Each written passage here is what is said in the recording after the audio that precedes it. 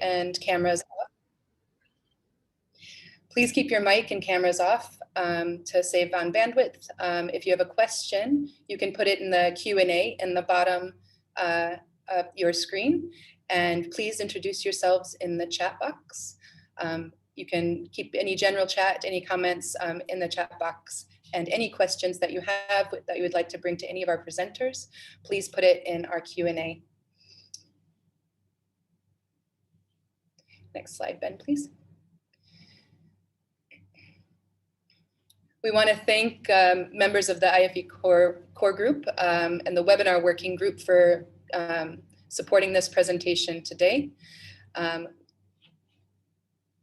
And to all of our presenters as well. Next slide, please.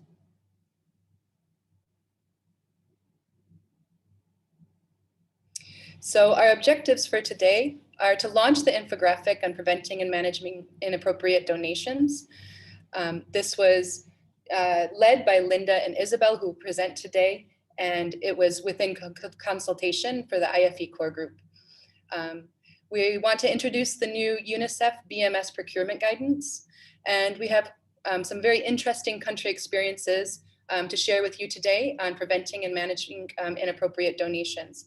So it's a much needed webinar. We're very thankful to everyone who has supported it, and thank you to all of you for joining us. Next slide, please. So our agenda for today is the introduction now, the launch of the infographic. Please open or go to Mentimeter in your browser. We'll have an audience question. We'll have 2 audience questions today through Mentimeter. We'll share your responses. After that, we'll have Mara present the UNICEF BMS procurement guidance, and we'll have case studies from Latin America and the Caribbean, Cambodia, Slovenia, Myanmar, and Timor-Leste. We'll have a second Mentimeter question and with your participation, a Q&A, and closing. Next slide, please. So I'd like to introduce you to our presenters today. I'm Brooke Bauer. I'm the IYCFE and Gender Advisor for the GNC Technical Alliance Technical Support Team. Isabel Madigo, she's the consultant emergency nutrition. She's a consultant with ENN, and she's the global IYCFE advisor with Save the Children. Fatmata Sise, she's a nutrition specialist in infant feeding with UNICEF HQ. We'll have a recorded presentation from Her Excellency, Dr. Prak Sofenri from Cambodia, Ministry of Health, the Undersecretary of State.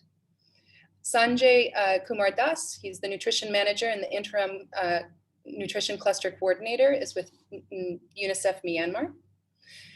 Dr. Marco Sorana, he's with IBFAN, and as is Dr. Clavel Sanchez, is also with IBFAN, and will present that presentation. Dr. Magdalena Woolry, she'll present for Timor-Leste. She's a maternal and child health, infant and young child feeding consultant. Anna Kristovic, she's the program manager with ADRA Slovenia. And Linda Shecker-Bebery, she's the IFE core group facilitator and the consultant for the Emergency Nutrition Network for ENN. Next slide, please, Ben. And thank you to Ben and Sanja for the support on the slides and the movements today. We'll have Linda and Isabel begin their presentation on the launch of the infographic, which we're all very excited about. Over to you.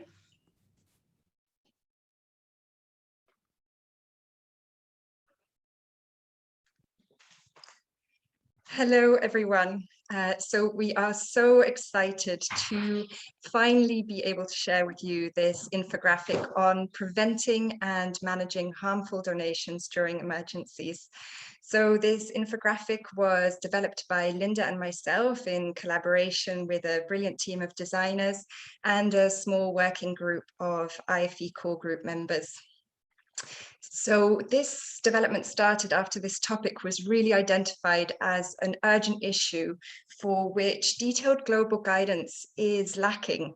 And it's really not uncommon for the IFE core group to receive questions such as, what on earth should I do with these 20 tons of infant formula that have just arrived at the airport in the middle of an emergency? So we hope that this infographic will start to answer some of these questions for you. So for today's presentation, Linda and I will spend some time walking you through the infographic. I'll cover the first part, and then Linda will cover prevention, detection, and management. So let's take a closer look.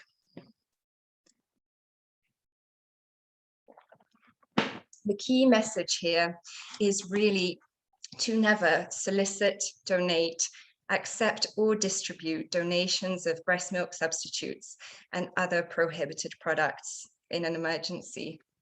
And the infographic really seeks to unpack this message and to give you some practical tips on how to go about this so that we can keep infants and young children safe from harm during emergencies. But besides breast milk product substitutes, what are these prohibited products? Let's take a look. So the first one on the list is BMS, breast milk substitutes. Follow-on formula, growing up milks, toddler milks, they are never needed. Despite what the clever marketing of the BMS manufacturers would have us believe, these products are unnecessary in all circumstances. And there's actually a high risk in an emergency that they could accidentally be given to younger infants, which can be dangerous. Infant formula is a little different. It should never be donated or included in a blanket distribution. But of course, it can be procured and provided in a controlled manner for infants who really need it. And Fatmata will tell us more about this later on in the presentation. But here we are really talking about donations and blanket distributions for which it is absolutely not allowed. In terms of other milk products, so although in many parts of the world, milk products are viewed as an important part of young children's diets, in emergencies, it's still not recommended to distribute them. And this is mainly because there is a very high risk that these milk products will be used as a breast milk replacement at times when mothers are worried about the quality or quantity of their breast milk. And there are also some food handling and safety concerns, including the preparation of milk powder with unsafe water, for example. And so therefore, the operational guidance on infant feeding in emergencies states that dried milk products and liquid milk should not be distributed as a single commodity in general or blanket distributions. Next up, we have baby teas, juices, and waters that are marketed for infants under 6 months. This is a clear violation of the WHO International Code, and these products place infants at risk, particularly during emergencies. Bottles, teats, and breast pumps are incredibly difficult to use hygienically in emergency settings, thereby increasing the risk of diarrheal disease and other infections. And lastly, commercial complementary foods, which are marketed for infants under 6 months, are also a code violation and not permitted. And yet, despite all this guidance, and despite knowing the risks, we see that these types of donations and uncontrolled distributions happen time and time again. So here we can see a few concerning examples from around the world. There's India, the UK, Syria, Yemen, Honduras, and in the middle is my neighboring island from where I live in Thailand, where Nestle donated 1 ton of powdered milk for children aged 1 and over, and this was distributed to Myanmar migrant worker camps during the pandemic. So looking at these pictures, you might already start to get an idea of why these types of donations are problematic. It doesn't look like any one-to-one individual assessment of need is going on. Additional supplies that are required to hygienically prepare and store these supplies are not being provided. Let's take a closer look at what exactly the problem is. very often donated products are in violation of the code. As you know, the code is in place to protect infants and young children and their caregivers against the aggressive and unethical marketing practices. And unfortunately, donations themselves are often an unethical marketing practice, as suppliers use the misfortune of others to enter into new markets, portraying themselves as doing good, and then moving in with an expensive product once a mother's breast milk has dried up. They are often unsafe. Sometimes these products are expired or nearing expiry. So sadly, in this case, the donation is actually a dumping exercise. They are often the wrong type or of unreliable quality. So personally, I have seen all sorts of specialized formulas being distributed, or even formula taken out of the tin and scooped and placed in small plastic bags, which very quickly gets moldy and is incredibly dangerous.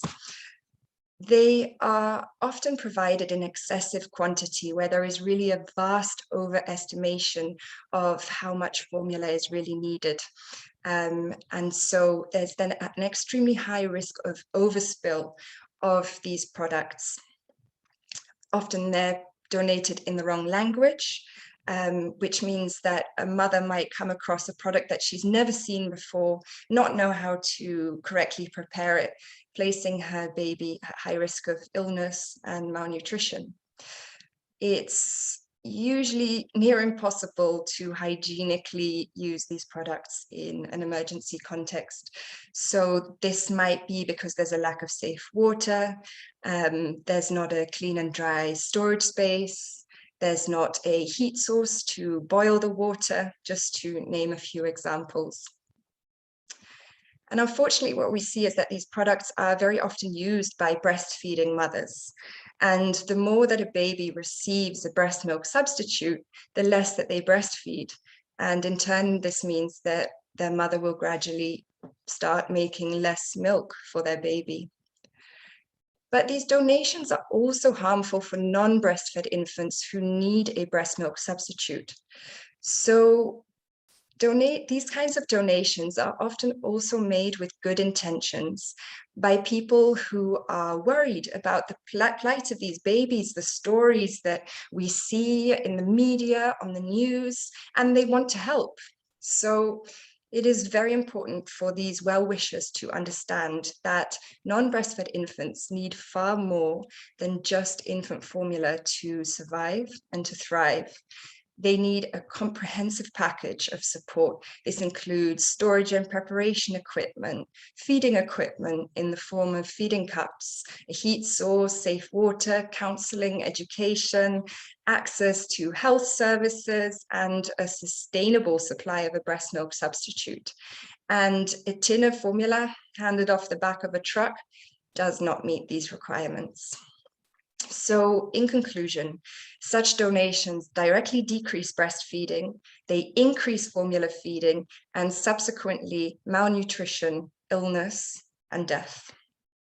So here we can see an example from Sri Lanka. Linda, you can just pop back to the previous one, please, with the photos. And if we take a look at these photos, really shockingly, you can see that a lot of the mothers actually have their baby at their breast while they are receiving these products. And somehow we are telling these mothers that we don't believe in their ability to breastfeed their baby. And this can really, really undermine their confidence. So instead, what these mothers should be receiving is skilled breastfeeding support and encouragement as we celebrate their incredible ability to nourish and to comfort and to protect their babies from the worst of an emergency's conditions.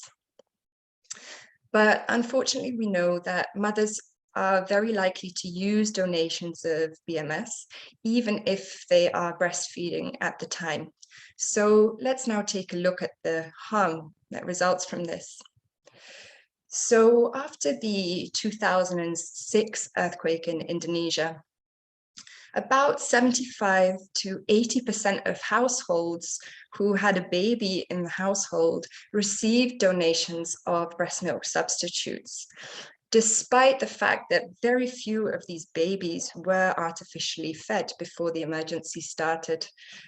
And sadly, we saw that the rates of diarrhea in infants in the households that received donations more than doubled as a result, as the mothers who would normally breastfeed their babies introduced these products. So what can we do to prevent these dangerous donations from occurring? Over to you, Linda. Thank you.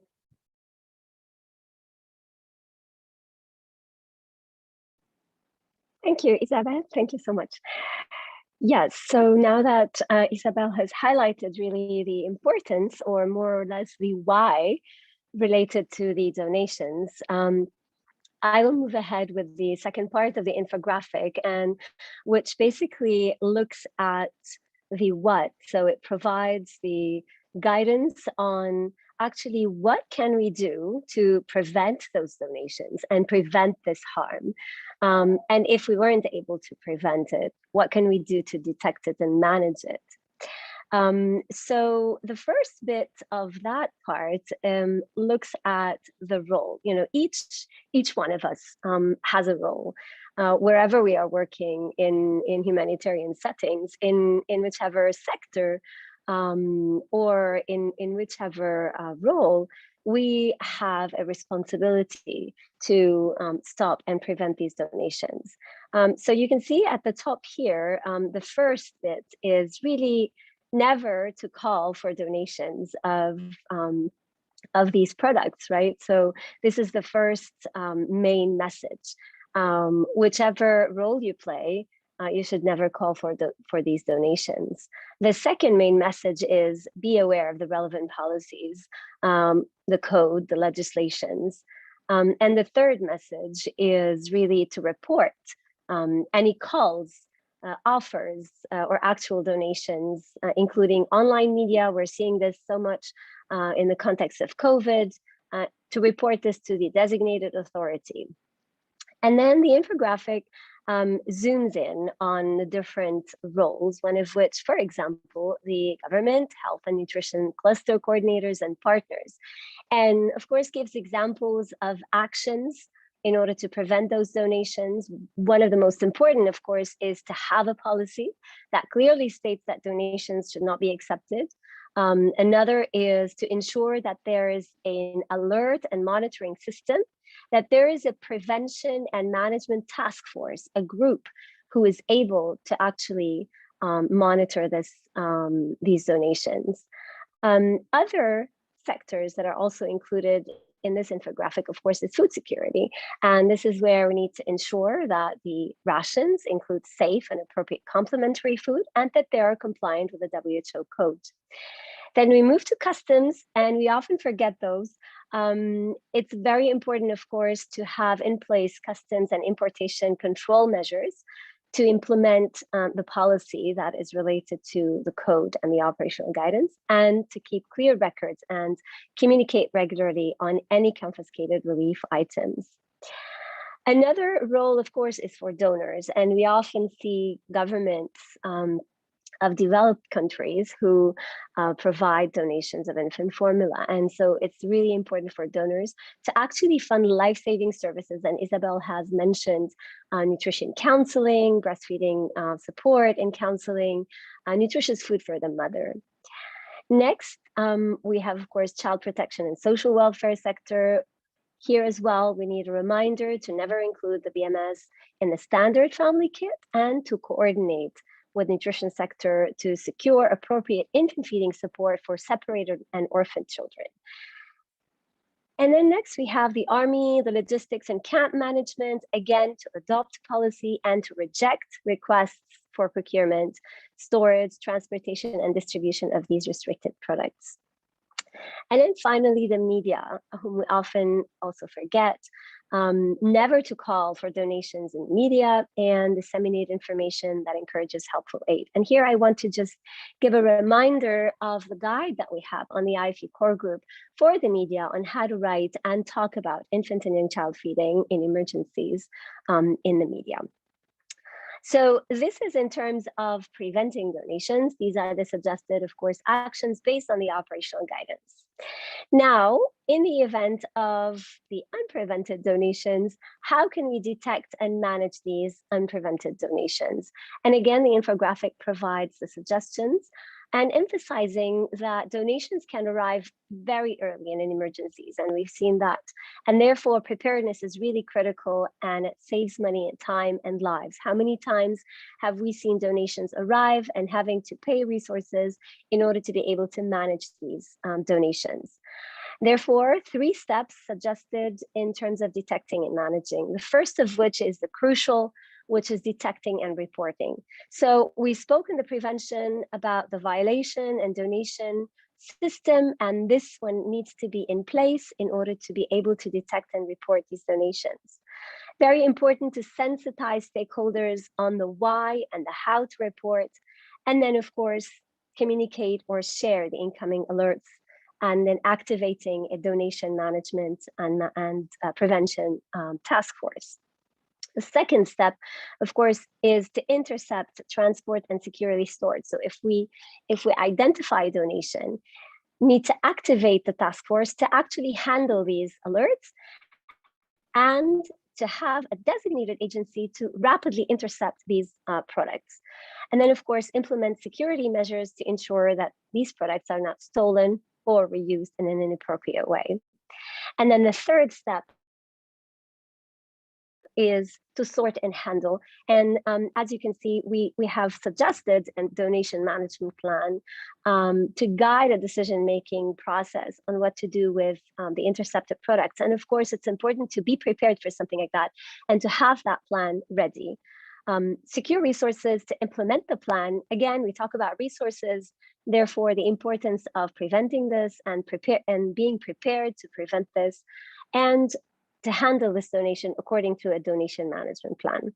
And this is the famous donation management plan, which has, to be honest, in the development of this infographic has had different shapes, let's say, and eventually this is what it looks like. So this is a suggestion of a donation management plan where you can start with a thinking process around, number one, if you've identified the donation, the first question to ask is whether it can be returned.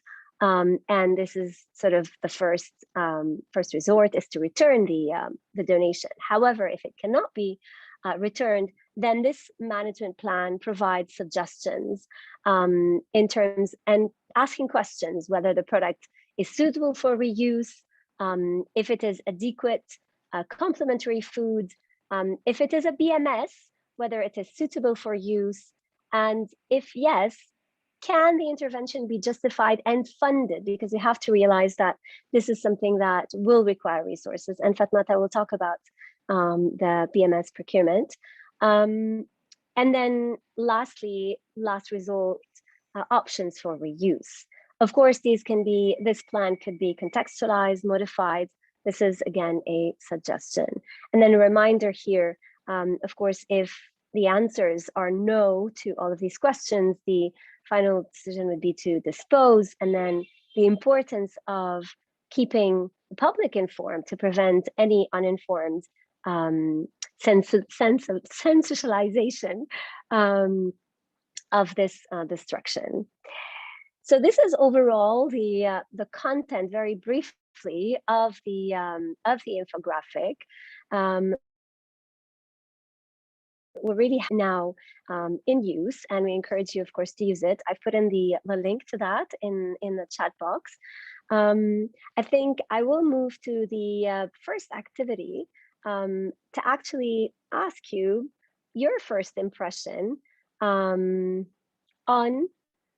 this infographic. So please, if you can, go to menti.com and answer this question in relation to your initial impression to this infographic, and also how will you use this infographic?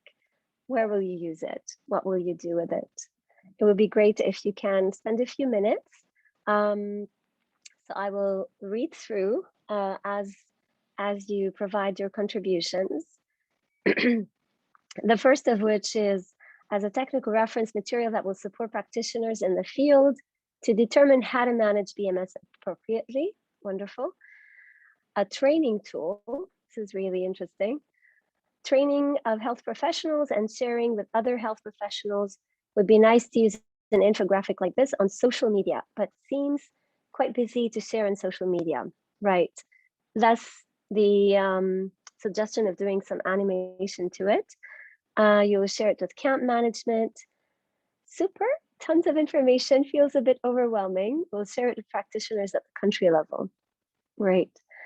Infographic is comprehensive, quite busy, not sure if we'd be able to print it out on A4. Text would be too small, indeed. Advocating for management of BMS donation and training staff. As a reminder for key aspects to BMS management, increasing material. Oops. Visually appealing, easy to follow, we'll share in our organization alongside our policy on management of milk products. Quick reference guide, wonderful. Awareness raising in donor countries. Brooke, how are we doing on time? Shall I move or we're okay? All right, great. Sensitizing disaster response staff, exactly. So to be able to disseminate beyond the nutrition community. Visually appealing, easy to follow. We will share in our organization alongside our policy on management. I have to read quicker. Awareness raising in donor countries. Great.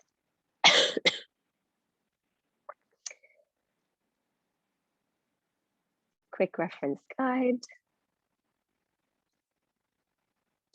Great. So in general, we hope that I will move to my other, oops, all right. So in general, positive feedback, and hopefully we'll be able to use that tool. Ben, can I ask you to please just share the last slide on the infographic, just to maybe give a few last pieces of information. Or maybe Brooke can do that. The next slide, please.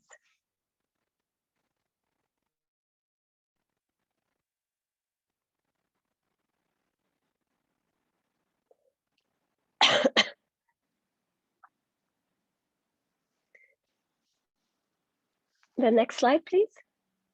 Sorry, I don't think it's moving on my side. Yeah, so maybe just lastly, I wanted to mention that at the moment, this infographic is available in French and Japanese. And please do contact us if you're interested in translating or contextualizing. Actually, feel free to adopt it and contextualize it to your context. Thank you. Over to you, Brooke. Looking forward to hearing the country experiences. Great.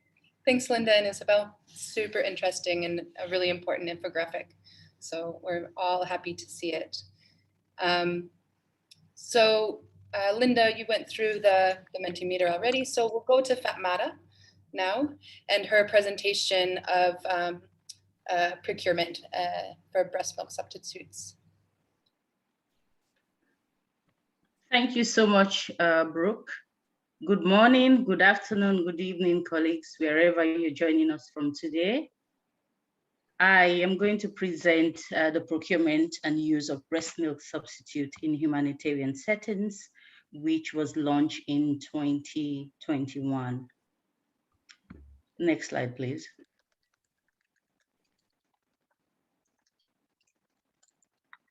Great, thank you.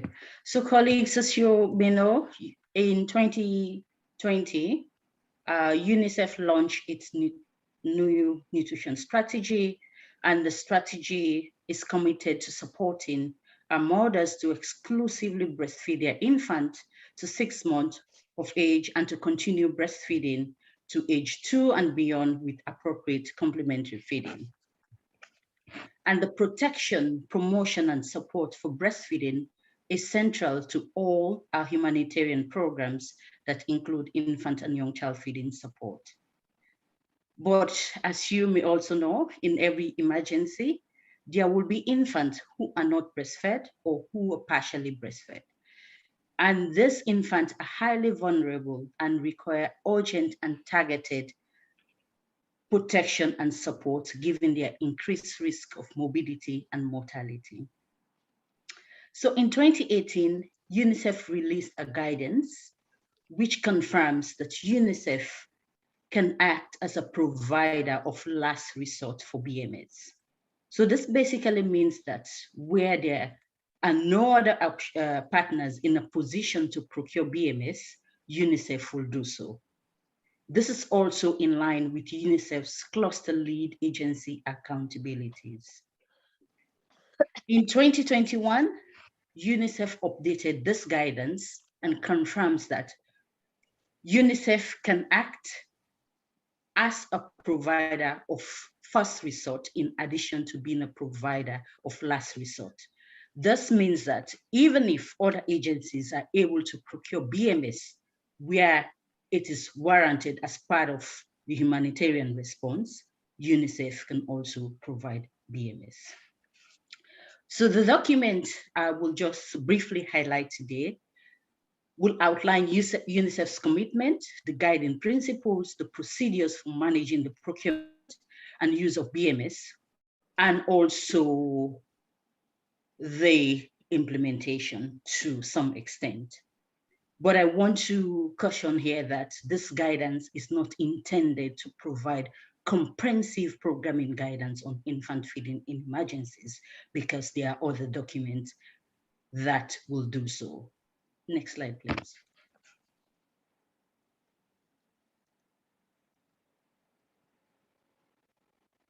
Are we on the next slide? Thank you. So the procurement guidance is also aligned with our policy commitment and global standards. This includes the operational guidance on infant and young child feeding in emergencies, the code on BMS, and the subsequent World Health Assembly resolutions and the sphere standards. As part of UNICEF's core commitment for children in humanitarian action, UNICEF has a key role to play in providing and supporting in preparedness and response efforts for infant and young child feeding. So as such, the procurement of breast milk substitutes for infants in need is aligned with our commitments. Next slide, please.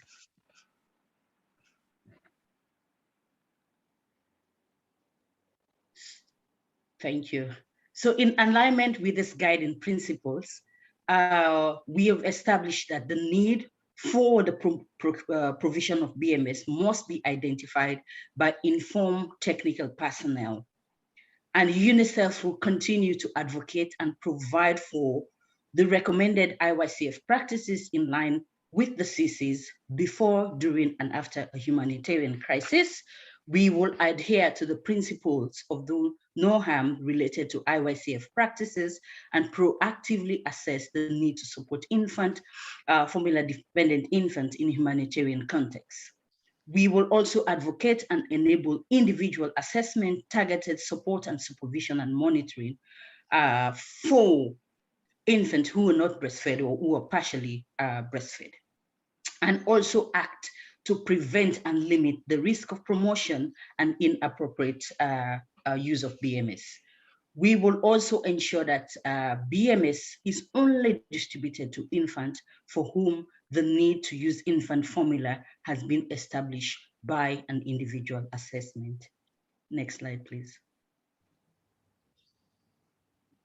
Hey, Fatmana, if we could wrap it up within the next 30 seconds or so. Yes, please. So for the accusation of BMS, I just want to highlight that UNICEF will not seek or accept donations of BMS. only where it has been determined that UNICEF can acquire BMS, and this product needs to be procured through normal procurement channels. And offices considering the procurement and distribution need to seek agreement from the UNICEF HQ, the nutrition section, the program section, and the supply division. So there is a lot of information in the guidance which would provide further information for countries. Next slide, please. And the guidance also contains general aspects of procurement, which will be useful for countries to familiarize with. This includes preparedness, communication, social mobilization, etc. So colleagues, to wrap it up, I would like to thank all those who contributed to the development of this guidance. I will post the link on the chat box. Thank you so much. Great, thank you so much, Fatmata. Now we'll go into our country case studies, and we'll begin with Latin America and in emergencies in Latin America and the Caribbean.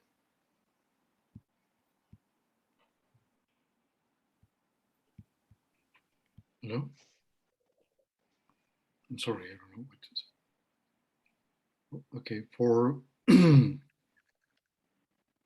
this report presents, I'm sorry, I'm Marcos Arana from Mexico, from Mexico.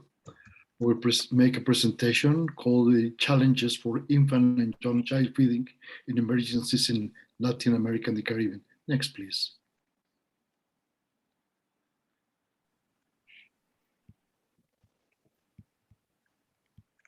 The COVID-19 pandemic surprisingly emerged as an additional threat and has affected the health of women, especially when contracted or manifested the infection during pregnancy or after childbirth.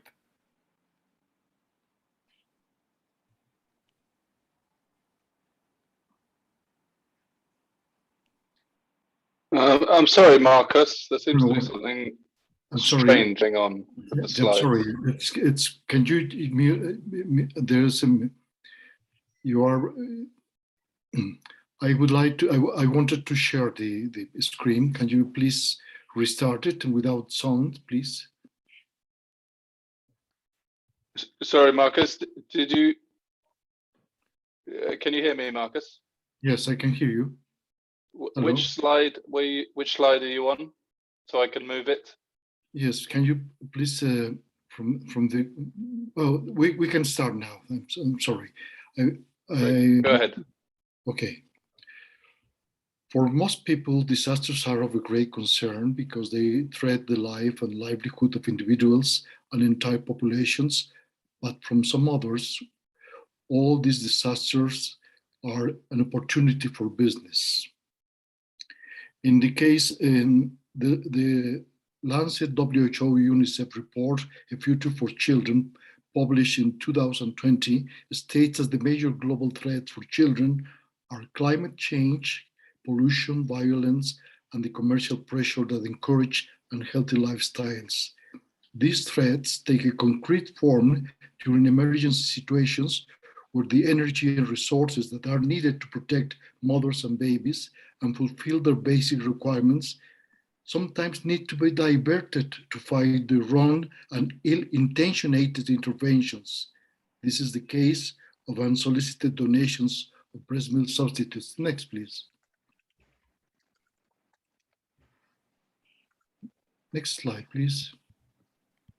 The COVID-19 pandemic surprised.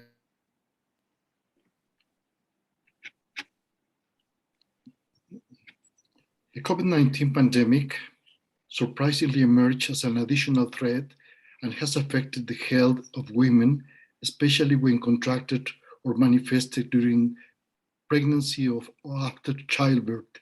However, in some countries, it has been a cause of increased maternal mortality. Nevertheless, there is a growing evidence that breastfeeding should not be interrupted, since even in these circumstances, it is the best way to provide protection for babies. Next, please.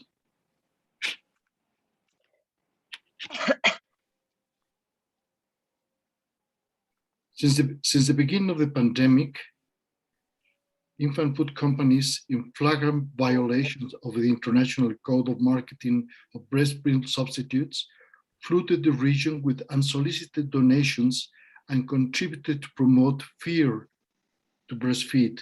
IFAN undertook monitoring activities in various parts of Latin America and the Caribbean and found that these violations were not isolated cases, but manifestations of the deliberate strategy to take advantage of the pandemic to promote their products. In Mexico, Nestlé teamed up with local Coca-Cola producers to promote donations of breast milk substitutes for indigenous communities in the states of Chiapas and Oaxaca. These were suspended only when IFAN promoted international reporting and denunciations. Next, please. Next slide, please. In other countries, like this case in Paraguay, the companies disseminated wrong information that caused fear among breastfeeding women, saying that they could transmit COVID-19 through breast milk.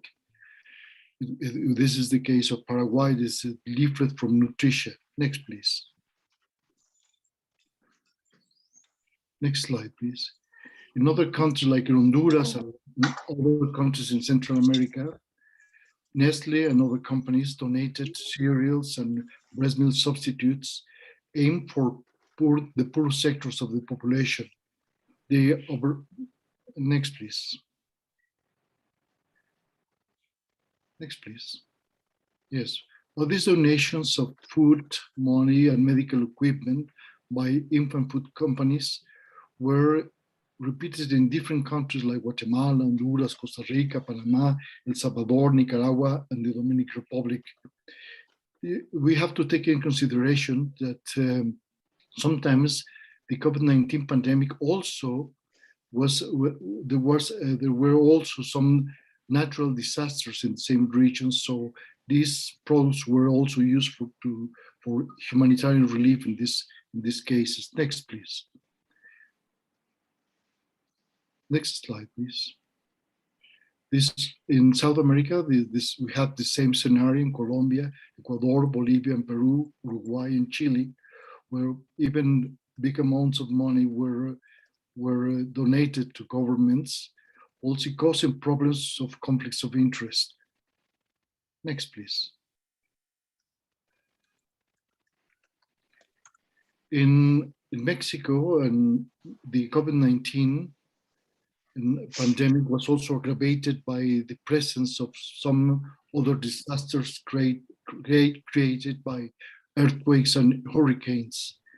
And in all these cases, we had told all these problems of public appeals of donations of breast milk substitutes made by radio, by television, and by booklets and by newspapers, asking for donations of breast milk substitutes and feeding bottles. Next, please.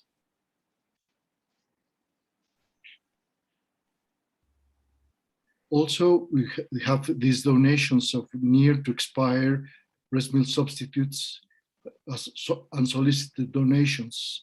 This is the case of donations of thousands of teens donated by Mead Johnson.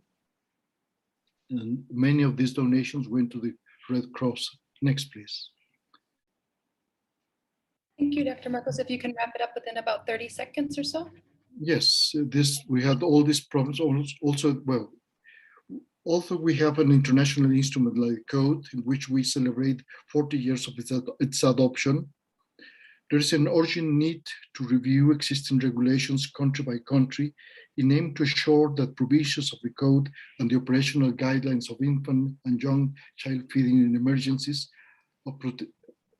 they are part of the frame of protection for children and also part of the measures to adopt and promote resilience against climate change. Thank you very much. Thank you very much. That's a really wide range of examples, and it's really important that that's shared. Thank you so much for that. Next, we have our presentation on Cambodia, and it's a recorded video.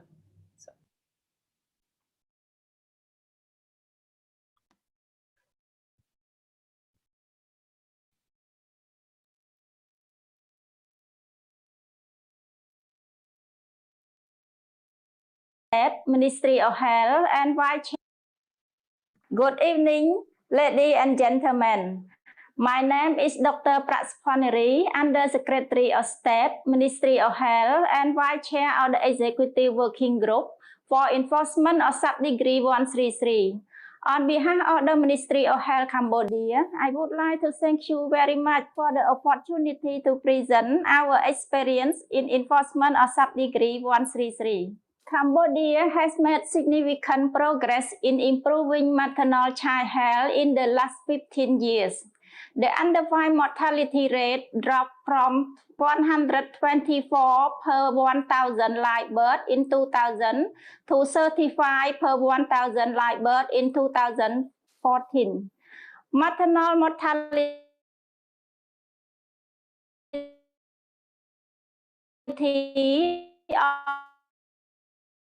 also decreased 2,000 live birth to 170 per one over the same time frame.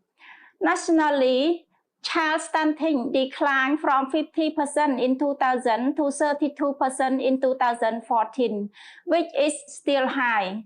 In terms of COVID-19, Cambodia took early and decisive measures to prevent the spread of COVID-19, currently with 102,827 recovery and 2,319 deaths. For Ratanakiri is a remote province in the northeast of Cambodia with a stunting rate of 40%, where 66% of households cannot afford a nutritious diet. So far, 2,023 people have been infected with COVID-19 in the province. Breastfeeding promotion has been one of the most significant public health success stories in Cambodia. Rate of exclusive breastfeeding and early initiation of breastfeeding increased significantly from 2000 to 2010. Unfortunately, in 2014, national data found that exclusive breastfeeding decreased. And at the same time, bottle feeding and use of the breast milk substitute increased. In 2005, the government of Cambodia adopted the sub-degree on the marketing of products for infant and young child feeding, called Sub-Degree 133. The sub-degree includes many provisions of the WHO International Code and restricts the promotion of breast milk substitute for children up to 2 years of age, label and packaging, donations, and more. The executive working group is comprised of the members from 4 ministries and oversee the monitoring and enforcement of sub-degree. This include reviewing and taking action on violation reports submitted by the ministry and the public. Although there are challenges, Cambodia has made a great effort to enforcement of sub-degree 133. In recent years, strong action has been taken against violators. 40 warning letters were sent to manufacturer or distributor in violation of sub-degree 133.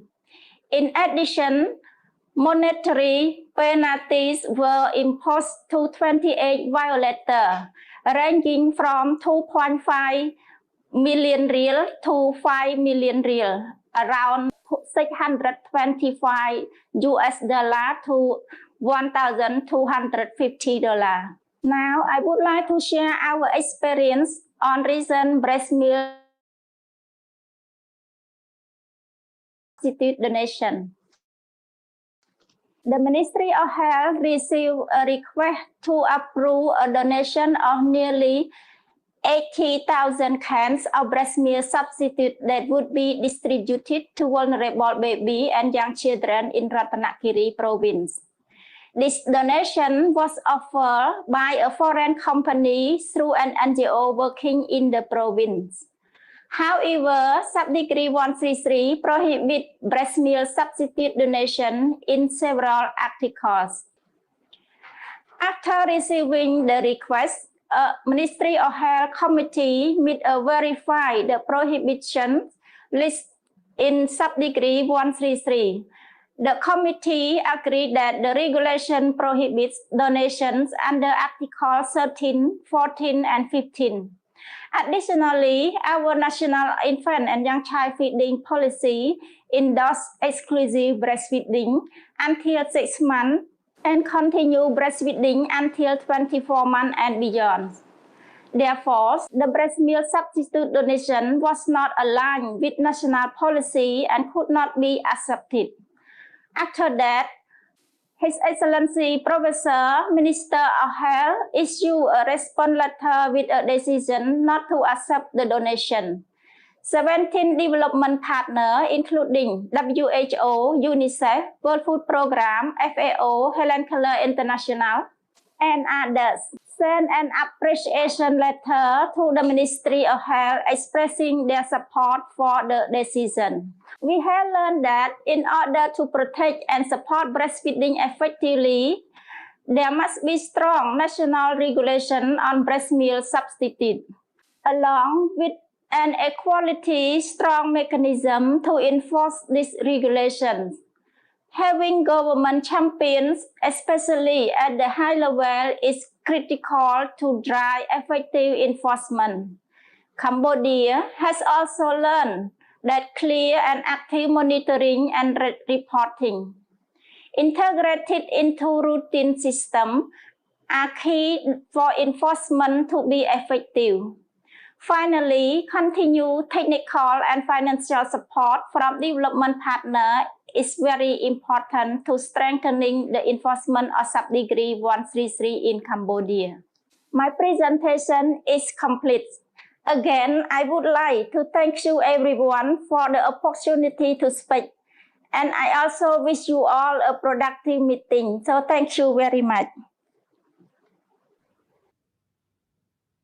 Wonderful. Thank you very much to Cambodia for that presentation. Our next presentation will be from Slovenia. Over to you, Anna. Thank you very much for the word, Brooke, and hello to everyone. So I will present a little bit more unique and special case that represents the European refugee crisis from September 2015 till March 2016. Can you go to the next slide, please? It was an unprecedented and very large emergency in a very small country that was completely unprepared for it. And during this time, more than 360,000 refugees crossed the country in hopes of reaching Northern Europe. And at some point, there were more than 12,000 in one day. The population was mostly male. However, as the emergency progressed, women represented around 25% of the population. Next slide, please. So in the following slides, for a better understanding, I will show you the progression of the crisis and somehow how it progressed from chaos to somehow managed and organized crisis. So the first stage of the emergencies, there were no facility, infant feeding was not taken into account, and refugees stayed in the country between 24 to 48 hours. Next slide, please. So in the second stage, there were still no facilities. The camp was on the train station. There was already attention on lactating women and infant children, but this was also the stage where beneficiaries were most dependent on BMS, and they stayed in the country only for a few hours, up to maximum 24 hours.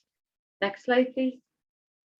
So in the last stage, there were facilities established to provide care for lactating mothers, but still refugees stayed in the country only for a few hours to cure or 72 hours, depending on border closures. Next slide, please. So the context was that the prevalent form of infant feeding remained breastfeeding. However, there were cases of feeding with breast milk substitutes. There was no policy. Basically, the emergency was ad hoc adapting to the situation. Nutrition from the camp management was based on natural disaster setting in Slovenia from previous years. Only calorie value and halal standards were taken into account. There was no policy that would address infant feeding. Nobody established to deal with donations of BMS, milk products, bottles, or teats, and the issues were addressed on coordination meetings. However, the progress was limited and slow. Next slide, please. There were many challenges that women faced with breastfeeding. The situation was very chaotic, as I already said. Main problems were shortages of food, overcrowded centers. So the center that can accept 500 people, there were more than 1,500 people in it. People were standing in lines for 4 to 6 hours, not allowed to move. Health status of mothers was questionable. There were no facility. There was cultural practices that prevented women to breastfeed in large crowds. And there was lack of counseling for mothers in transition. Next slide, please. So here we come to the problem, or let's say violation. As mentioned previously, BMS was used for specific cases related to the challenges mentioned before. It was present since stage 1 of the emergency, and it was provided from several actors on the field, including the coordinating and managing entity, which was the civil protection. So at the second stage, Adra Slovenia was offered a donation of 15 boxes of baby bottles, as well as 360 pieces of baby bottles. And despite network SOPs, the donation was accepted on the field. It was accepted due to the need for safe and proper use of infant formula, which was anyways used, but it was used in used bottles that refugees were carrying with them from other countries. And even in some other forms, it was basically provided very unhygienically. And yeah, I think that explains a lot. So next slide, please. So how did we actually solve this donation? So donation was reported to our headquarters, so to ADRA International and the network, as well as on coordination meetings with other actors on the field, whilst at the same time, we were educating volunteers on best practices of encouragement of breastfeeding. We allocated more funds for additional food ratios for mothers and children above 6 months. So upon informing the donor, which was ADRA International, on the issues of infant feeding, remaining funds for the intervention were restructured to ensure purchase of additional food ratios for mothers and vulnerable beneficiaries. And at that stage, food shortages were already resolved. Also, we asked the donors of in-kind donations to donate foods that are nutritious and can act as additional ratios for mothers who are breastfeeding. So the donation of baby bottles was still used in specific cases due to the reasons I already explained, but mostly because of lack of breast milk, cultural reasons, or upon doctor's recommendation. Next slide, please. On the higher level, ADRA was advocating for safe space for breastfeeding at coordination meeting, advocating for provision of additional foods for pregnant and lactating women, and the result was lower distribution of infant formula.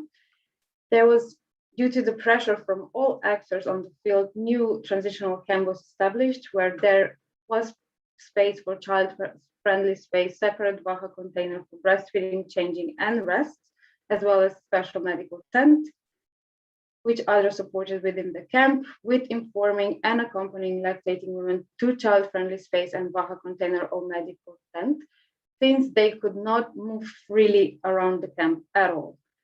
So with the establishment of Vaha container and provision of a pediatrician ADRA just continued to monitor and report donations within the camp. Next slide, please.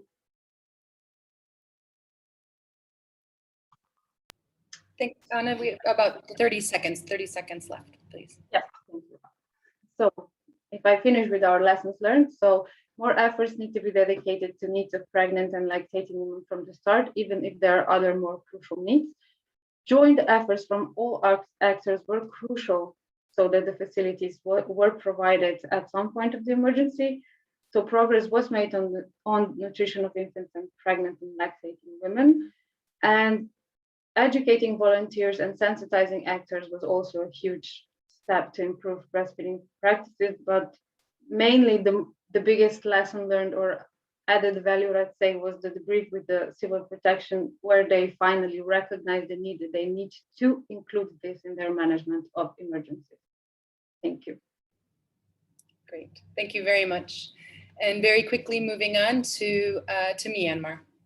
Thank you. Good morning, good afternoon, and good evening, colleagues, from wherever you are joining in today's session.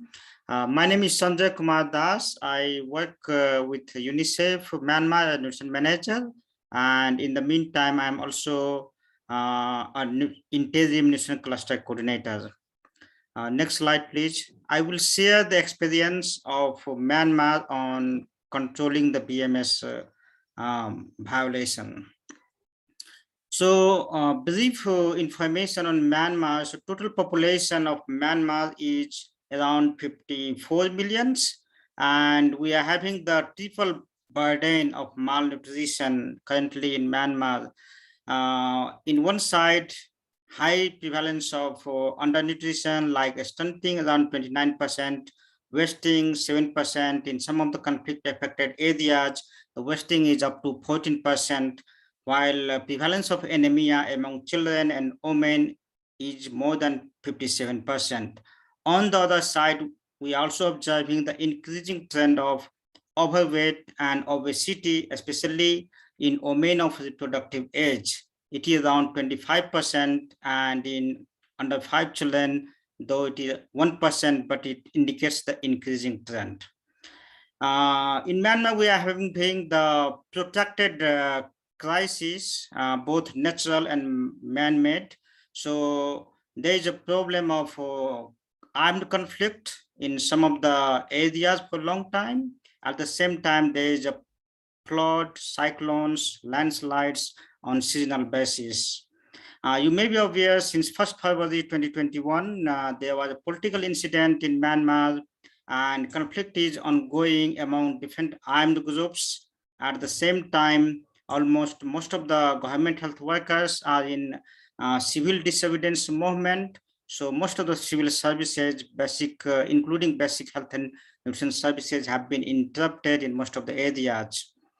Due to the 1st February political incident, United Nations country team and other partners have decided to have limited engagement with the current de facto authorities. Next slide, please. Next slide. Regarding the IWCF related policy and current practice, so Myanmar is one of the countries promoting breastfeeding and hospital initiatives. At the same time, we were having the IWCF strategy for the period of 2011 to 2016. And currently we have developed maternal, infant and child nutrition strategy, and also an implementation plan for the period of 2021 to 2025. It was endorsed by MOHS before the political incident, that is in January 2021.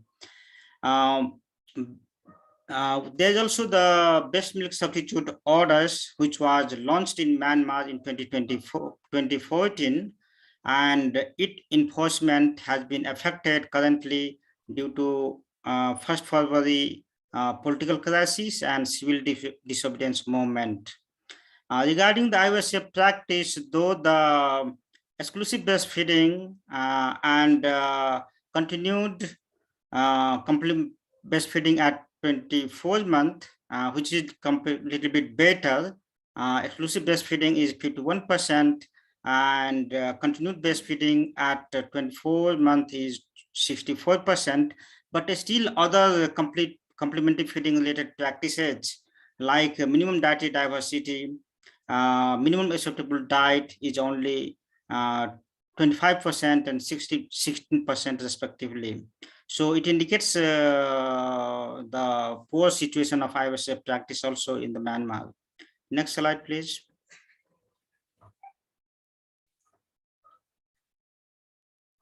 Next slide. Next. So here we are going to share the experience of recent donation of infant formula. So in Myanmar, we're having the BMS violation monitoring and reporting system through the Sun, mainly the Sun CSA networks, who have the presence in wide presence in different areas of Myanmar, even in the remote part of the country. They are monitoring and reporting on periodic basis to the nutrition cluster. Before 1st February political incident, nutrition cluster were compiling all these violations and sharing with the Ministry of Health and Sports for the necessary action. But currently, as we have the limited engagement with the government counterparts, so we got the report of violation and we discussed internally. This was a violation related to the distribution of infant formula in a remote part of the countries, and there was also advertisement in the Facebook social media for the donation of infant formula. So this was the problem we came to our attention. And next slide, please.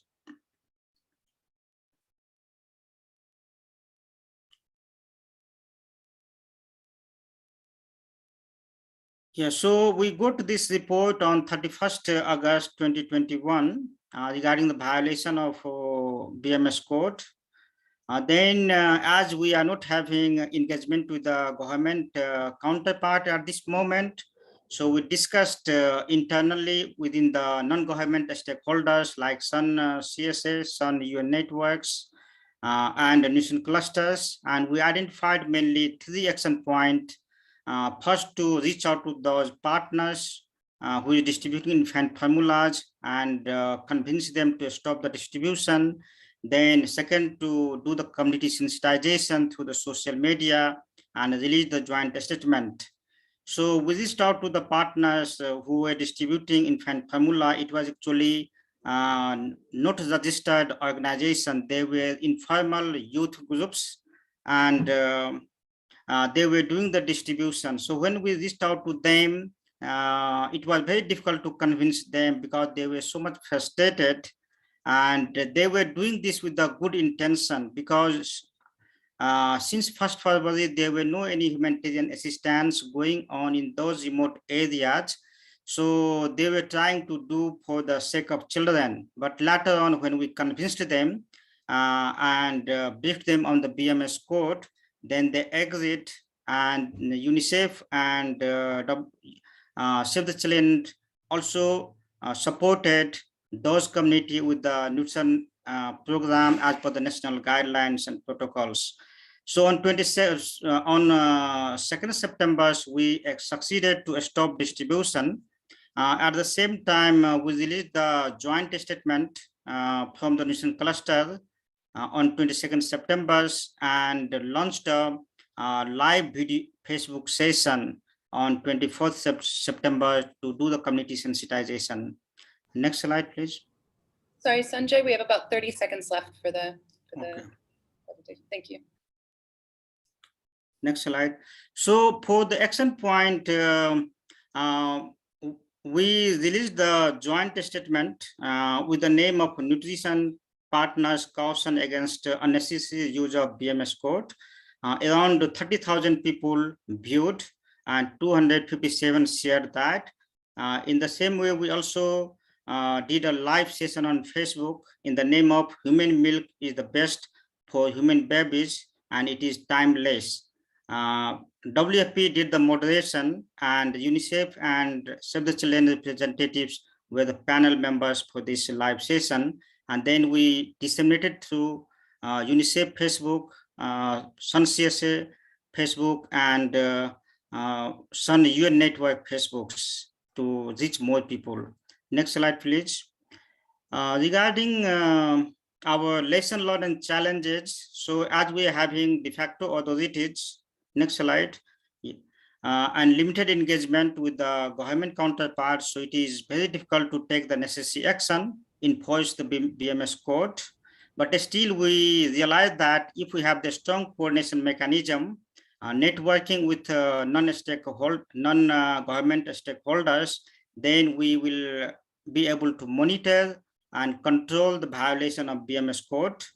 Our next step is also we are trying to reach out to the regional networks and take their support and guidance to control such kinds of violation in Myanmar in current challenging situation when we have a limited engagement with the government authorities. Thank you for your attention. Over. Thank you, Sanjay. Thank you for that wonderful example. Next, we have Timor-Leste. Thanks very much.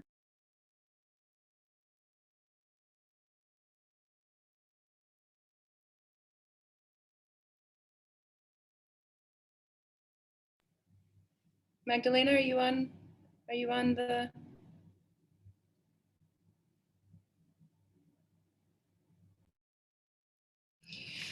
Can we switch possibly, Magdalena might have. No, she's muted. Yep.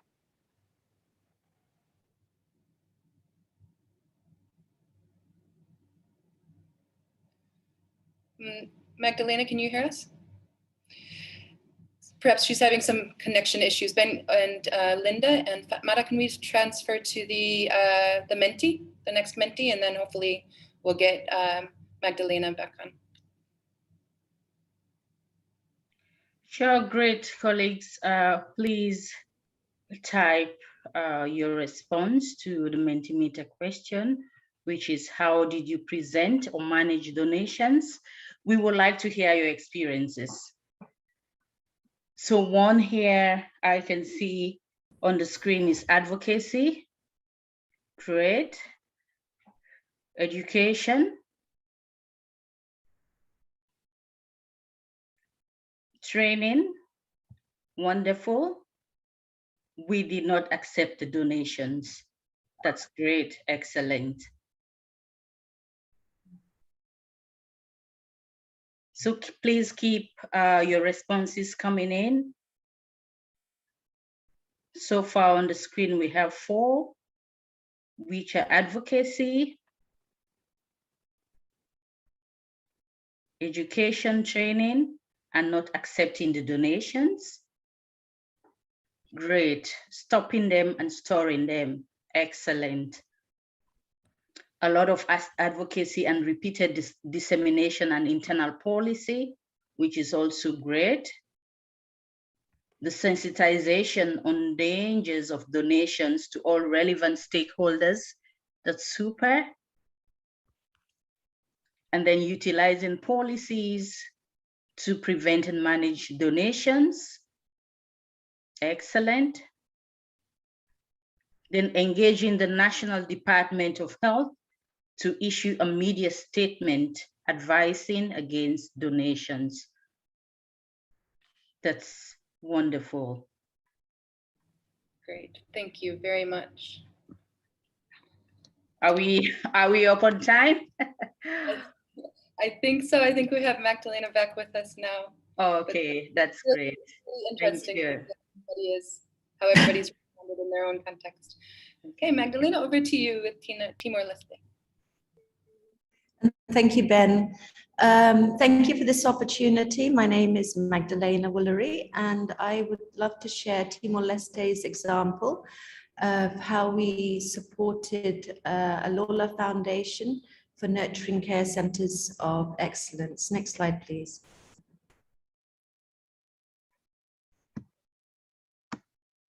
slide. Yeah. One more. Okay. So Timor-Leste is situated between Australia and Indonesia, and it's an island nation. We experienced heavy rains, which resulted in flash floods, and it affected all of our municipalities. There were over 41 deaths and a total of over 30,000 households affected, mainly in the city of Dili. We experienced an influx of formula, bottles, milks, and other inappropriate products from Indonesia, and this was distributed in all the IDP camps. Next slide.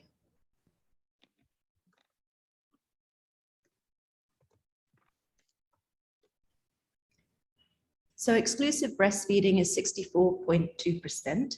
Our under-5 mortality is high. 50% of our children are stunted. And according to UNICEF, 1 in 24 will not live to experience their 5th birthday.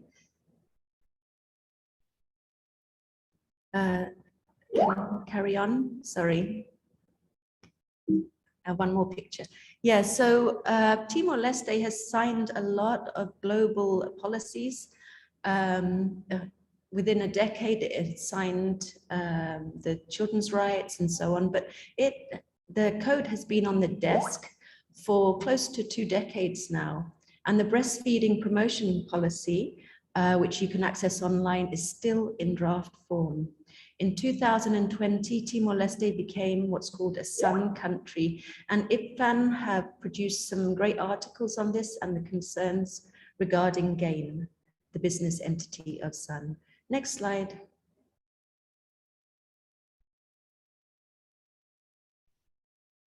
Next slide, please. Thank you. Okay, one more.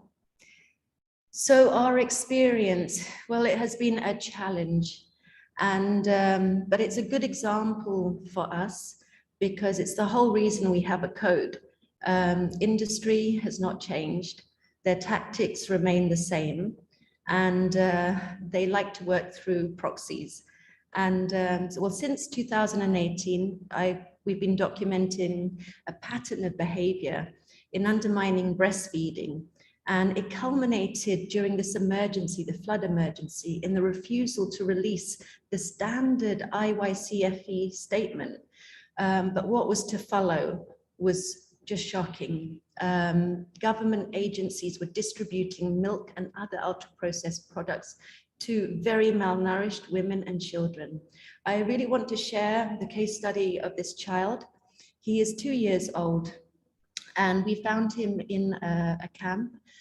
This camp had not yet received support. When we found him, he had diarrhea, vomiting, he was pyrexic, he had a fever, his MUAC was 11.2, and he was in a critical state.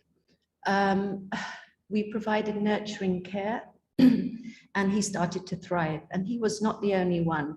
There were other children. But it was shocking because we were working with Ministry of Health, and Maternal Child Health Department was 100% supporting our efforts and doing amazingly, but we received nasty phone calls. We were told to shut down. Next slide.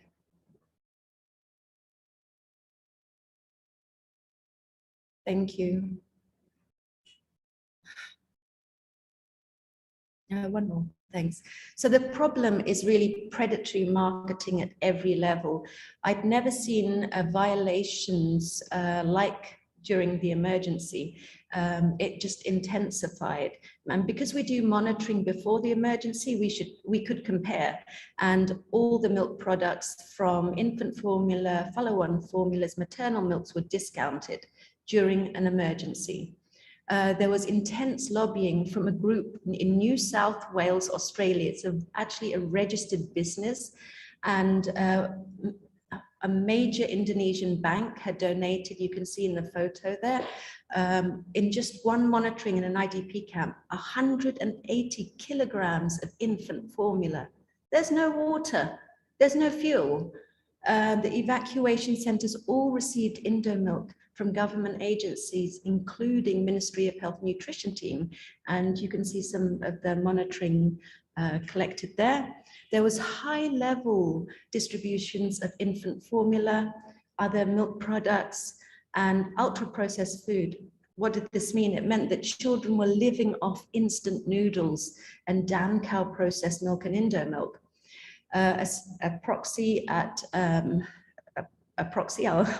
won't mention names, kept spreading the message that the WHO doesn't matter, WHO code doesn't matter. But Timor-Leste is a World Health Assembly member sovereign state and has endorsed the code. Next slide, please. So I just want to share with you some of the violations and some of the concerns and issues of conflicts of interest, potential conflicts of interest. So this one, the Red Cross distributed not only condensed milk, but they made social media and the head of the Red Cross Timor-Leste televised request for infant formula. This on the top left-hand corner, you'll see a Facebook post from a Red Cross volunteer asking for infant formula for twins. We did a rapid assessment there, and what I found was 0 mothers that were formula feeding. I found 10 mothers, 9 of them were exclusive breastfeeding. 1 of them had a 10-month-old that was breastfeeding and on complementary food. I received, and if you look, I don't know if you can zoom up on that white table, there is a bottle with a green lid and there's formula on there. So I received a call from the head of pediatrics at the National Hospital urging me to come and support this mother. And my heart sank when I saw her. It was this mother, and I have consent to share her story and photo. So her baby, one of her babies was query sepsis, was on oxygen, and we worked quickly to help this mother. But I just want to highlight 1 bottle of formula. We don't know how long it was left on that table. It's risky, and especially in emergency. Next to that picture, you'll see a packet of Indo milk. And if you look very carefully, there's some kind of infestation. We received a message from a mother support group who we trained in the code and so on. She says, ada ular. Ada ular means there's worms, so maggots in there. Next to that picture is the Minister of Health, who at that camp where we had found those worms, she came as a surprise visit and encouraged us to continue our work. But because we have monitors on the ground, we discovered that 5 days later, she returned privately, not with Ministry of Health, but privately to distribute Indo milk. Indo milk is from Indo Food, and Indo Food is co-chair of the Sun business. So anyway, next to that, you'll see our code monitoring tool. In May, on the anniversary of the code, the server was cut, and it really hindered our monitoring. At the bottom of the screen, you'll see the Prime Minister's wife on the left and the President's wife. All this information is in the public domain. You can check out on their Facebook pages, so I can share. So this is the New South Wales group, Timor Chinese Association. Both the Prime Minister's wife and President's wife signed agreements, and these products were distributed in camps. Okay, next slide, please. Okay, so how did we solve this? We had to be there on the ground. We provided nurturing care and developed centers of excellence. Nurturing care is a WHO framework, and it is amazing. It's evidence-based and it saves lives. Next slide, please. Thank you, Ben.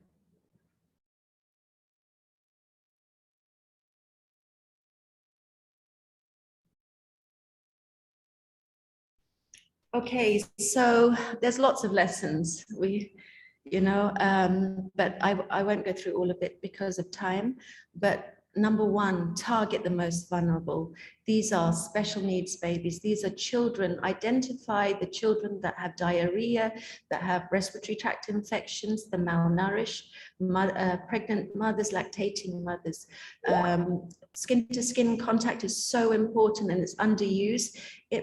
prevents child trafficking. It's a psychosocial care for the mother and child, reduces depression and increases the mother's milk supply.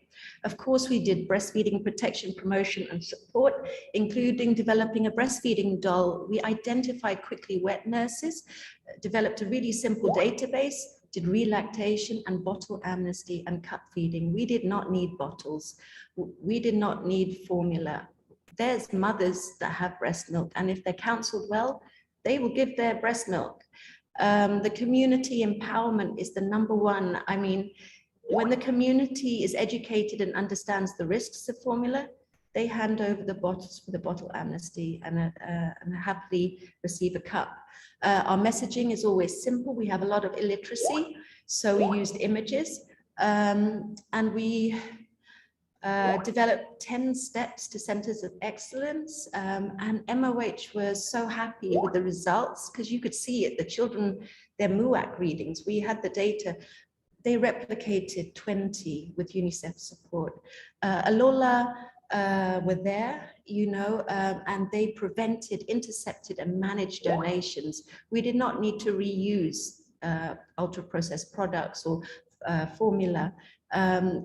They cooked delicious, traditional nutritious foods, and we developed, because we get stockouts, and we worked with Pro Enema Restaurant School, who help women in the districts, empowers them, and we developed a local version of plum peanut. But really importantly, the community became code heroes. They could see the results with their children. Next slide, please. Thank you, Ben. Next slide. Thanks, Magdalena. That seems to be the last slide. Oh, sorry, I did it. Wow. Okay. I kept to myself 7 minutes. I did it. Wow. You did great. Thanks. That's super interesting experience and really interesting presentation. Thank you so much for sharing it. We will go over now to Peggy with Q&A. I know that a few of you had asked some questions and they were answered within the chat box, but Peggy, is there anything else? Yeah, hi. There were a couple of questions that came in that were answered, but I thought they deserved, I thought others might be interested in hearing the answers. So one came in that I'm going to throw to Isabel. It's, can you speak to how non-traditional BMS, that is dried milk powder, for example, was factored in when developing the tools in the infographic? There are times when either dried milk powder, in theory, not a BMS, is donated or provided, but some communities may use it as a BMS. So Isabel, could you take that one? Sure, yes, and thank you for this question. So this infographic is based on the IFE core group's operational guidance on infant feeding and emergencies. And that guidance states that dried milk products and liquid milk should not be distributed as a single commodity in general or blanket distributions. And the reason that this is not recommended is exactly because of what you state. There is a high risk that although they're not intended for this use, these products can be used as a breast milk substitute, which places both breastfed and non-breastfed infants at risks. And there are also food handling and safety concerns. So the infographic provides some suggestions on how these products can be repurposed in a way that minimizes risk. However, having said that, these donations of milk powder can be extremely tricky to handle once they arrive. So prevention is the way to go.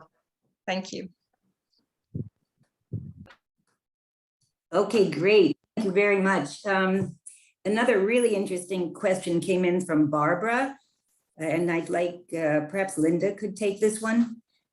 Beyond the emphasis on how important breastfeeding, breast milk is for infants to survive and thrive, how can we prevent and discourage facilities in low and middle income countries that manage infants with birth defects? I'm specifically thinking of babies born with a cleft in the mouth, who often reach hospitals late when mothers can no longer produce breast milk or refuse to breastfeed.